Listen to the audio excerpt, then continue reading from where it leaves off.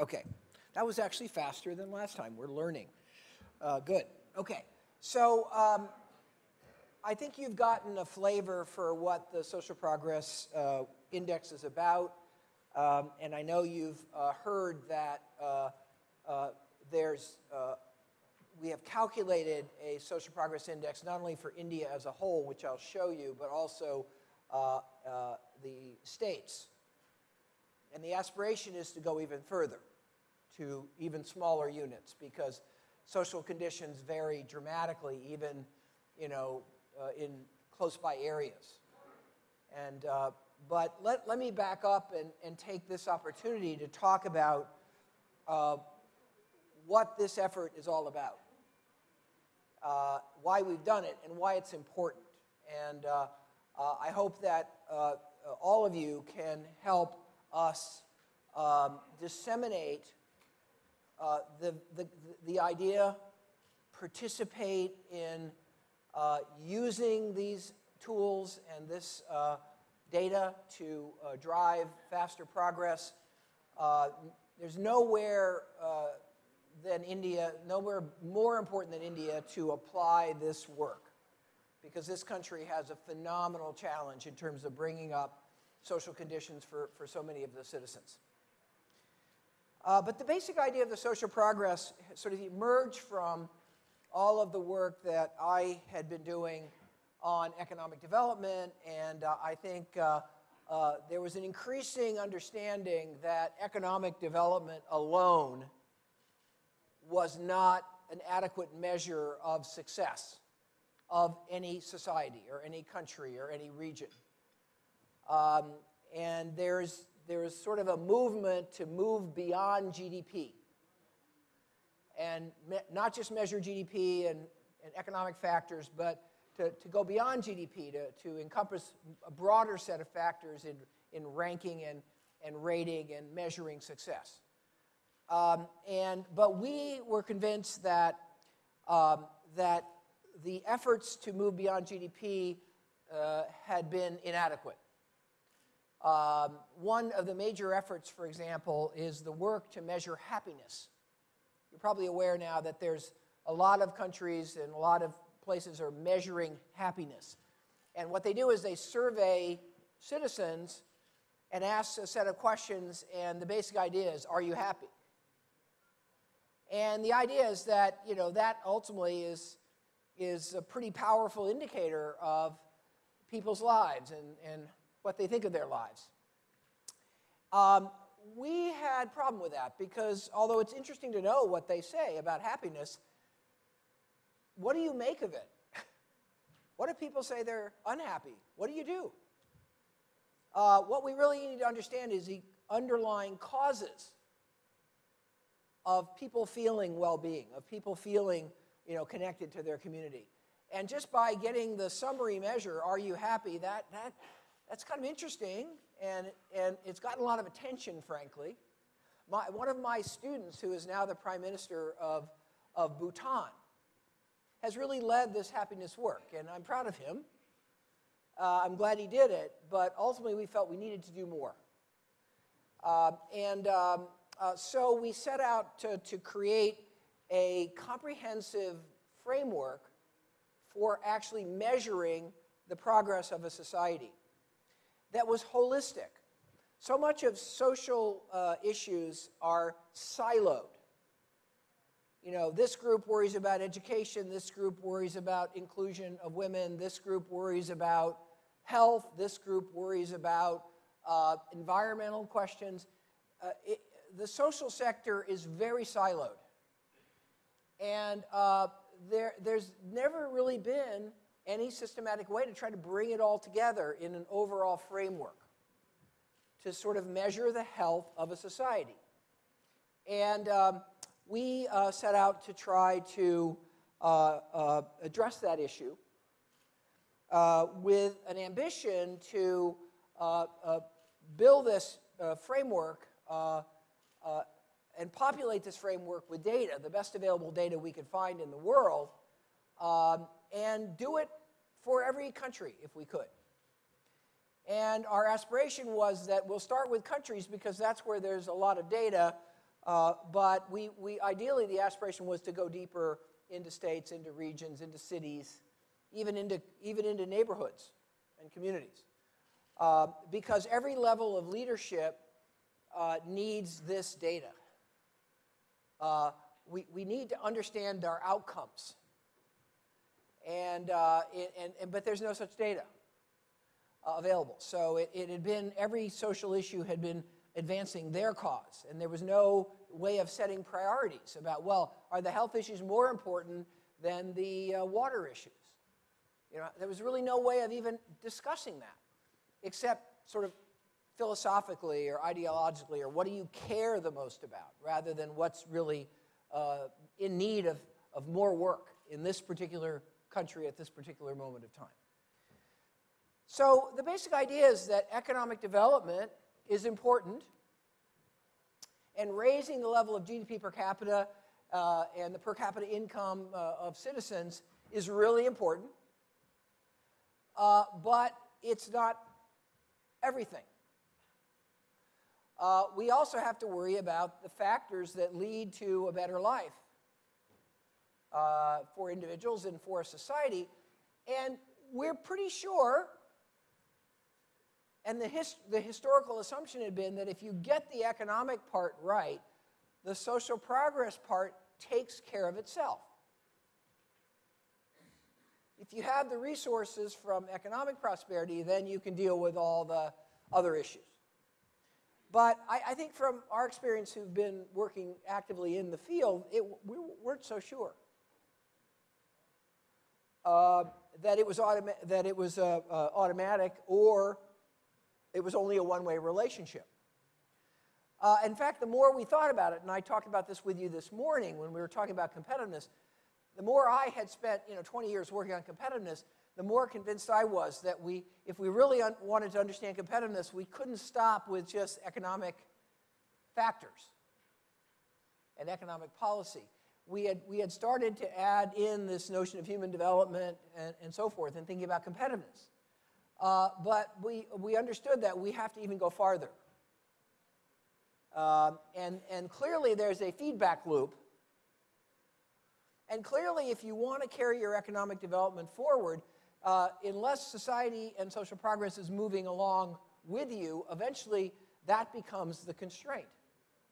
You can't go any farther economically until you can move the social factors to the right level.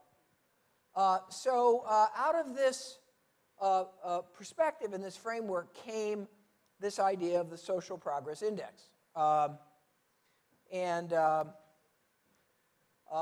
it was kind of not what I was planning to do. But what happened was it just became obvious that it had to be done. If we were actually going to understand what I care the most about, is how do we create prosperity in a society. So if you're going to try to measure social progress, the first question you have to answer is, what is it? We got some answers to that. What's good health look like? We got some answers to that. But in terms of what social progress look like, that's clearly a very complicated, multifaceted question. So the definition we came up with, and by the way, this took several years of intensive study of all the literature on social issues and social development. We came up with this definition. Social progress is the capacity of a society to meet the basic human needs of its citizens, to establish the building blocks that allow citizens and communities to enhance and sustain the quality of their lives, and create the conditions for individuals to reach their full potential, whatever that is and whatever they aspire to. That was our kind of umbrella definition of social progress that emerged from an extraordinary journey through a vast body of knowledge about social conditions and social circumstances. The question then we had to face was, okay, what do we do to make this operational? How do we turn this into something more concrete, something we can measure? And there we made a number of fundamental choices, which in retrospect, I'm so happy we made. One choice is that when we looked at social progress, we wouldn't mix up economic factors in it. There has been efforts to measure broader than GDP, but the measures typically, there'd been GDP, but then they'd added some other measures. And so GDP and the other measures were part of the same approach. They were together in the same, combined together. And what we concluded was that what we really want to understand is we really need to measure, social environmental factors separately from economic factors.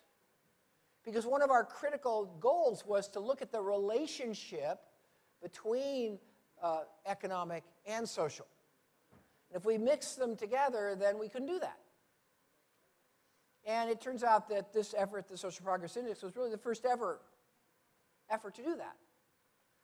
And so we were pleased to be first, but we were also particularly pleased to what we could learn that we'd never been able to learn before. The second thing we chose to do was to measure social progress based on outcomes, not how much money government was spending on health, for example.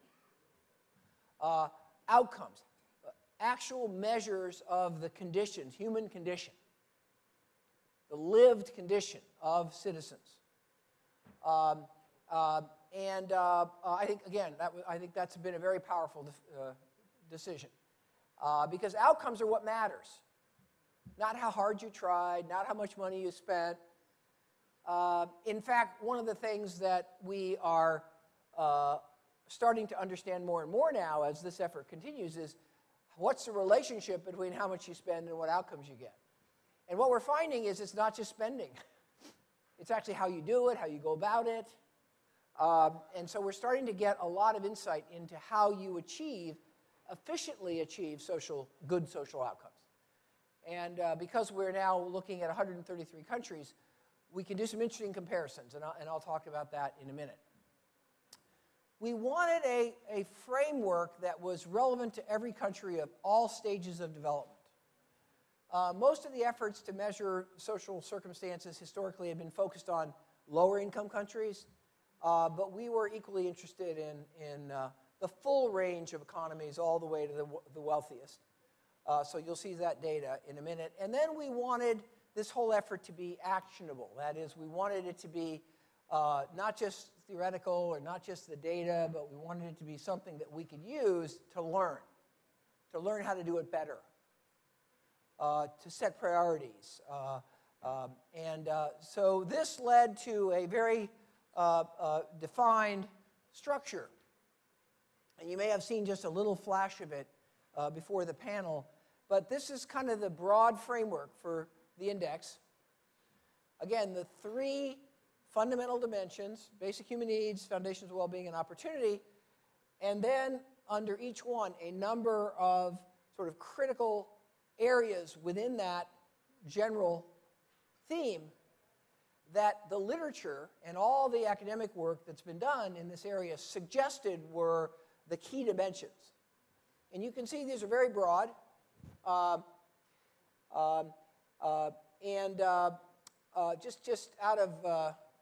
Just for perspective's sake, I think a lot of people have thought about measuring things like nutrition and safety and things like that.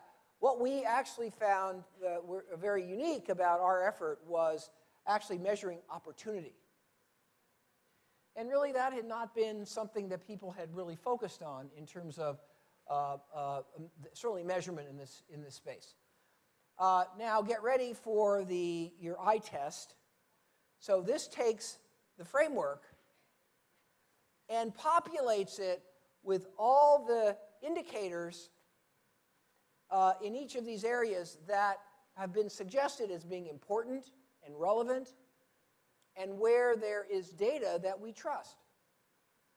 And one of the major focuses of this effort was actually not only to find the data that existed, but to raise the quality of the data. And whenever we do this also in any country or with any regions, the effort is not just to take the data we have, but how do we raise the bar? How do we improve the quality of the data? And I think there's 54 or 55 actual indicators. And each of them is measured in a consistent and rigorous way by a respected organization, and there's been continuity in measurement, at least for some period of time. We consulted all the NGOs, in these areas. Not every single one, but a lot of them. And we got a lot of input on data and what's the best data and what's not the best and so forth. So if you take all these measures and you create this composite index, and by the way, we can create composite indexes of opportunity or composite indexes of basic human needs. This is the result for the world. This takes all the 133 countries, and the way we create the scores is 0 is the worst you can possibly imagine for each topic. And 100 is either the theoretical best or it's the best we've ever seen in history. And so think of 0 to 100 as, lousy, lousy, better, better, better, great, great, great, awesome. But it's benchmarked in practical terms against what countries actually are able to achieve. The overall world average score is about, 62 or something, far from 100. But of course, this is a mixture of low-income and high-income countries together. So if you look at these scores, what you find is that the world does the best at basic human needs. It sort of does next best in foundations of well-being. One of the fascinating things we found is really in terms of where we're not progressing, where societies are lagging the most, is in the area of opportunity, inclusion, personal rights, personal freedoms. World is struggling. Societies are struggling with that. And sort of in this populous world that we live in now, you can kind of intuitively feel that. By the way, a score of around 62 is around the level of Kazakhstan or a country like that. So just to put it in perspective. The high-income G7 countries are higher. Now, there's what's interesting is if we take two of the things that were really carefully measured in the Millennium Development Goals, the MDGs,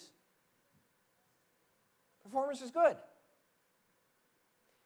The Millennium Development Goals, I think, proves one of the fundamental premises underlying the Social Progress Index. If you're actually measuring something and setting goals, then you can make progress. The Millennium Development Goals were a smashing success. Imagine if we could move the needle so much on many of these other areas. Boy, that would be exciting for society. And it would also have a feedback effect to help economic development. Now there's something called the SDGs. The problem with the SDGs is the Millennium Development Goals, there was a relatively small number of them, and each one was clearly measured. With the SDGs, what we find is there's too many of them. Sometimes they're not clearly defined, and in most cases, there is no way of measuring. What we found, though, is that the Social Progress Index allows us to come up with a pretty good way of measuring many of the SDGs. So there was, unfortunately, the UN didn't get it exactly right with the SDGs, but I think we can still make good of it using SPI as a measurement tool, and that's starting to happen in some jurisdictions. And as I've already said, the kind of surprising thing is that the biggest weakness is an opportunity. Are people able to achieve their best? Whatever aspirations they have. Do they have that opportunity? Do they have a chance, given the circumstances in the society? So this is the 2016 ranking. Starting with number 1 and going down to 100, there's another 33, but we left those off this chart. So where's India? Well, it's in a, it's well down the list. As you can see, it's below the world average, 53.92. The world average is around 62. China's at the next tier, Russia is as the next tier, South Africa, and then Brazil. So among the BRICS, on this dimension, this is an area where we really have work to do. No surprise to anybody here. This just kind of puts the numbers there and makes it clear. Here is one of the most important charts we've ever seen. For the first time in history, we were able to look at the relationship between economic development and social progress, measuring social progress in a systematic way. You can see that the relationship, first of all, is non-linear. So what that says is that as income goes up, in the beginning, you have tremendous improvement in social progress. But as you get to more middle income, it gets harder to keep moving up. And then as you get higher, it sort of flattens out. What we find is that what's going on here is that at lower levels of income, as you move here, you start to get the resources. So you can put in place basic health care. You can put in place basic education. You get very steep improvements. But once you get it to higher income, you start hitting, it gets harder and harder. In fact, you hit what we would say called headwinds. So for example, as you get richer and richer, you start seeing environmental problems. As you get richer and richer, you start having to deal with obesity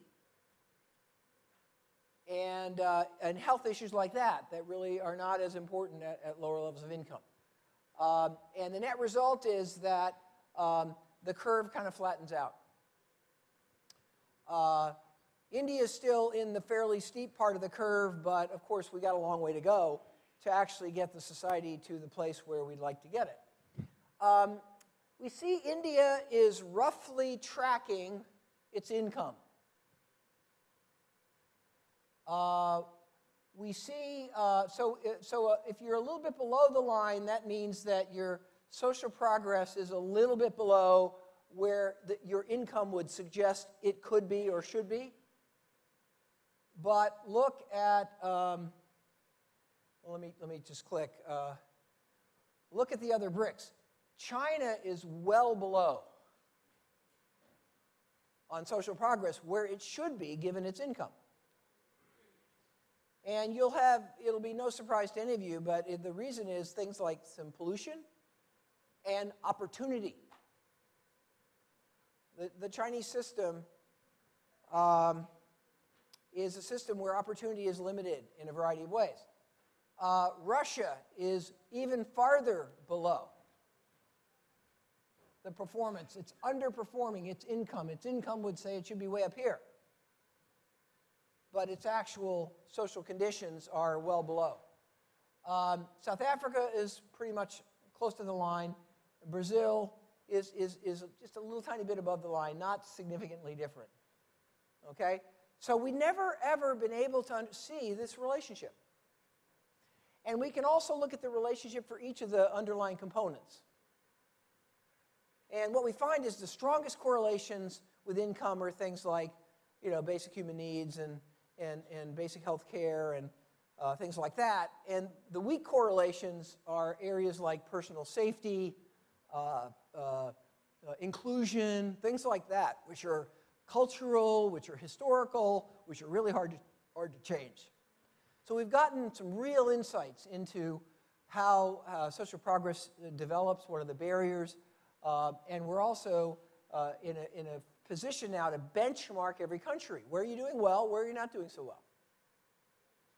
And governments have never had this data before. You know, every ministry is fighting for money for their issue. And yelling louder and louder, oh, it's education, oh, it's education, oh, it's education. Now, for the first time, we can say, okay, if we look at India, or if we look at Brazil, or if we look at America, you know, in these areas we're doing okay. We can always do better, but here's where we're really behind, where we really got to put our focus and our resources. We now finally have the data to be strategic about social change, as opposed to siloed about social change. So what we found, oh, by the way, the other thing, that economic development and social progress, but countries don't automatically get social progress just because their incomes are high. So policy matters. How you approach these issues matters. You can see that the Arab countries, at least some of them, fall below where they should be, given that they're very high-income countries, and that has to do with a lot of things that you can imagine. We see countries like Costa Rica, which is right up here, really overperforming. The social conditions in Costa Rica are well above what you would expect, given their level of income. And that's because they've set a lot of policies and made a lot of choices as a society, to invest and focus. Finland, way above the line. New Zealand, way above the line. You can see the whole data. This is all published and available for all of you to see. So we're getting some real insights now that we've never had before about social change, and very important for India, given the state of our circumstances today. And also our aspirations is to be inclusive and to bring up all those people in this country that are still not having an adequate quality of life and quality of the community in which they're living. And I guess what this has verified is that GDP is an incomplete measure. It doesn't tell you a lot about society and social conditions. Okay, so how do we then sort of judge performance and try to understand how to do better? Well, the way we do this with the overall SPI is for every country, we create a list of economic peers. And the economic peers are the 15 countries closest to you in GDP per capita. Trying to say, okay, we're in the same general range of GDP. Who does better, who does worse than you would expect? And for India, the economic peers are these guys. Many of them are much smaller countries with much less diversity and much less complexity to have to deal with. So what do we discover from this effort? Well, if we take the Social Progress Index and we sort of compare India to its peers, this is kind of the summary of that. So on nutrition and basic medical care, right on the money in terms of our peers. In terms of access to basic knowledge, actually we're better there than our peers. Not hugely better, but better. In terms of advanced education, for a country at our level of GDP, the access to advanced education in India is substantially better than our peers. This is a real strength for the country, this access. Other areas fall below. And you can see, where India stands versus where our peers stand. So this starts to say that, well, on average, we're very close to our peers, but within different areas, we're achieving different levels of performance. This is for the country as a whole. And that tells us something interesting about India, but it doesn't tell us what we need to know, because this country is so vast and so diverse that actually the average is not as interesting as the smaller units of geography. And studying this data and what it's telling us and developing the implications is something we need to do, and we will do. And we'll integrate it more and more deeply into our thinking about India and share it with the government and so forth. Okay. What this allows us to do then is start to think strategically about social change. Set some priorities. And as you heard earlier, the next step, of course, was to develop a state-level index. And I think you may have seen a little bit about how that was done. Here's the measures that were used to create the state index. These are quite closely aligned to the data we use for the overall index. They're not exactly the same because the availability of data of particular types of measures is not exactly the same across the world and certainly across states. But India actually has quite a bit of data on social conditions that we were able to take advantage of. So it's a very rich set of indicators. And I think, as you've seen earlier, and I apologize, it's very hard to read. It's very faint. We couldn't change it a few minutes ago when we tried to. We're now able to see the real differences across states. So we have some states that are down in the range of 35 to 40. And we have the best states that are way up here in the 65 to 70. Tremendous variation within states.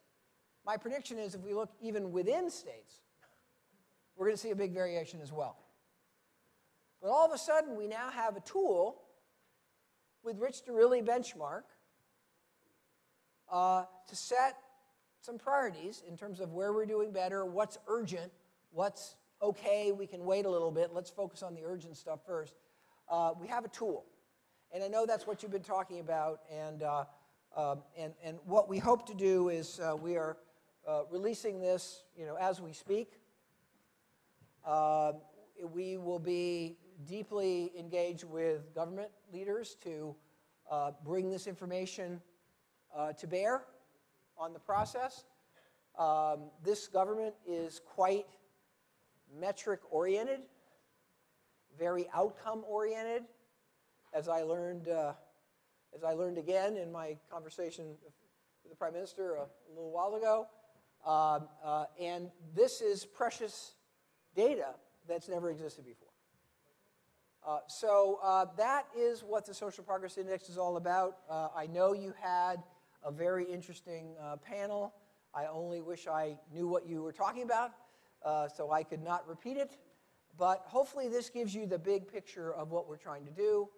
And we're trying to do it globally. And increasingly now we're moving into, okay, how do we take comparisons among countries to help understand how to actually do it? If this country is really good on water, how did they do it? And we're just now starting that phase of the SPI, as well as starting to dig down into smaller units of geography. We are aspiring, we haven't done it yet, to create a state index for the U.S. We don't have one yet, but hopefully within a year we'll have one, which again is total news. Nobody knows how our states compare on these dimensions. That's the idea. And so hopefully this gives you an overview. Hopefully those of you in business can use this data to think about your shared value strategies. where you might want to engage, where the priorities are. Those of you in government can use this data, of course, to think about the role of government and how to move the needle in some of these areas. But hopefully this will become another key tool in the toolbox we have in this country to drive forward. So, Amit, are we going to open it up for questions?